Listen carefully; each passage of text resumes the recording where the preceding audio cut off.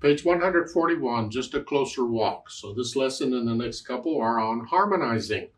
They're giving us some melody in the chords here, and we get to make up the accompaniment.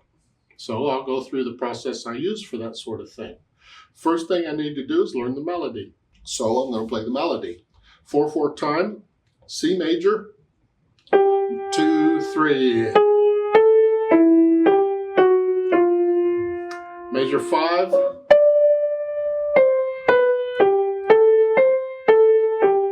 Major 9.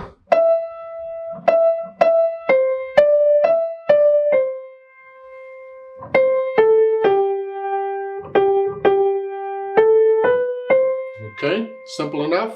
Now I want to make sure I know what the chords are, so I'm just going to play block chords. We have a C chord, then we have a G7 with a B on the bottom, which is this. The G7, remember, is this, and then with the B on the bottom.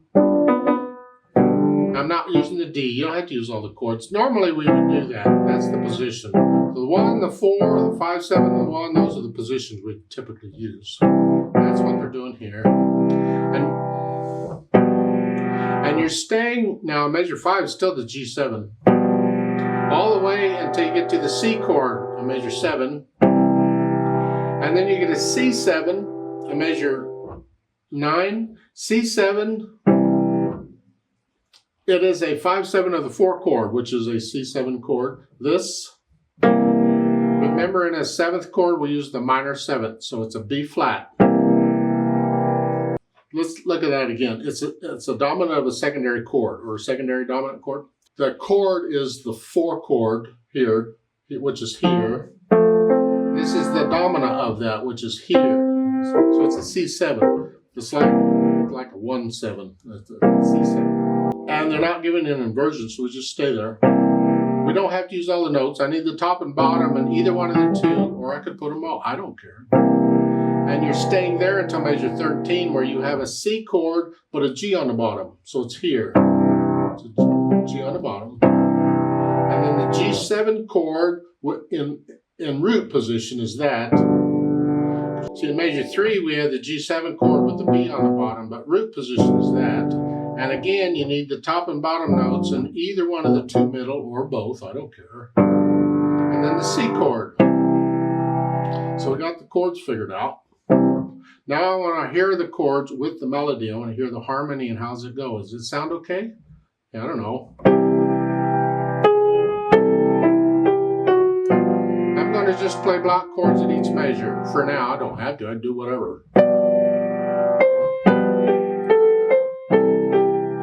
And you think, wait a minute, measure 7? Is that right? That right? Yes, because it resolves. It's a suspension. It just is a delay. That's the note we're after. So it's okay. It works. And then the 7, because the E is in that chord. And then it resolves to the 4 chord. Then we're down here.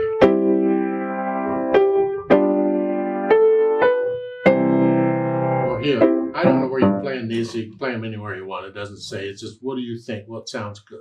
I don't like getting down here because it's muddy. And if the atmosphere of the piece is not muddy, and this isn't, I don't want to be down here. I got to be up here. So they're suggesting this pattern. You can play this in any pattern, the broken chords.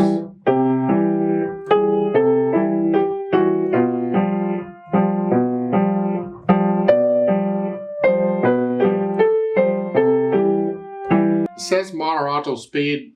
It depends on the mood I'm in and how much coffee I've had as to how moderato this is going to be. You could play it slowly if you'd like. It's kind of a schmaltzy, melancholy, emotional thing. But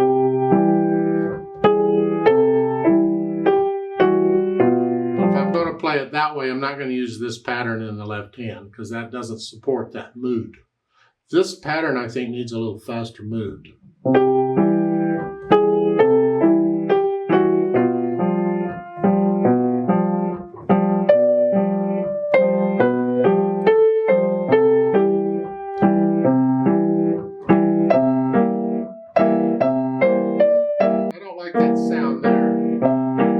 So maybe I'll leave a note out because the melody has the E, so I can leave it out in the left hand. Yeah.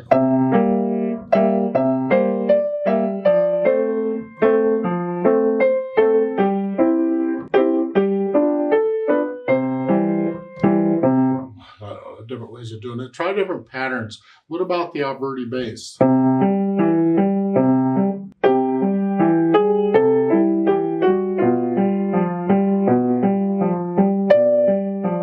Different patterns. I don't care. It's this bass. 1, 2.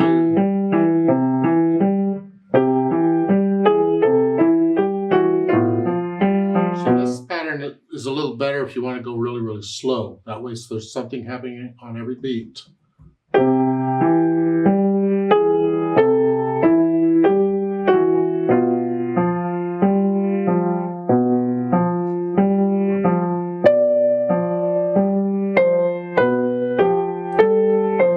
Doing something on every beat. Kind of depends on the mood you're after as to what accompaniment style or you're going to use. Now there's a note at the bottom to transpose this to B flat major. Well, won't that be fun? We're going from C major to B flat major. We're going down a major second. Everything goes down one note. So in the music, I'm going to go down one note. So instead of a G, I'm going to be on an F. And then B flat major, now I'm going to play in that key. That means I've got B flats and E flats to deal with. So if I have any B's and E's I'm going to play, they're going to be flatted unless they're natural. So here it's this one. Here, there. Second major, third major. The last two notes of the second major, third major. What's going on? Well, the G becomes an F. The F sharp becomes an E natural because in B flat major it's an E flat. So now it's an E natural. And then the natural becomes the E flat, the note in the key. So it's there. That's how that works. And then C. Remember, I got to play B flats and E flats.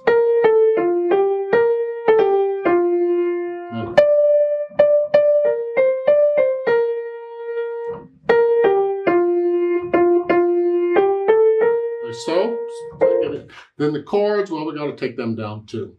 So instead of a C, it's going to be B flat. Here, and then the 5/7 chord, simple enough, I hope. And then the 1/7, remember it's a 5/7 or 4 or 1/7. It's here. B flat is just got an A flat in. And then the F becomes an E flat chord because an F goes down one, E flat chord. And then the bottom one is the one chord with the, that's on the bottom, here, up here. It's easier to hear it up here. And then the 5/7 again in root position. And then the one chord. So you're just kind of doing it, you're doing it all together here. Might be easier if you take the melody up an octave so it doesn't get in the way. I don't know how it's going to work. We'll just try it. 2, 3.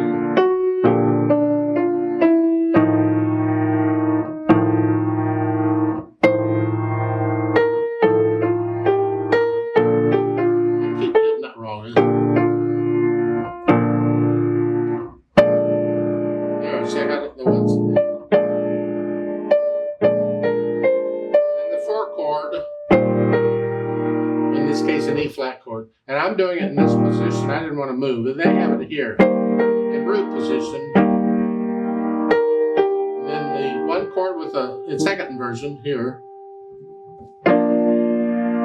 One chord and second inversion is here. And then the 5/7 chord and the one chord. Yeah, so it works out. Yeah, whatever. Well, wasn't that fun? Yeah. If you have any questions, ask your teacher.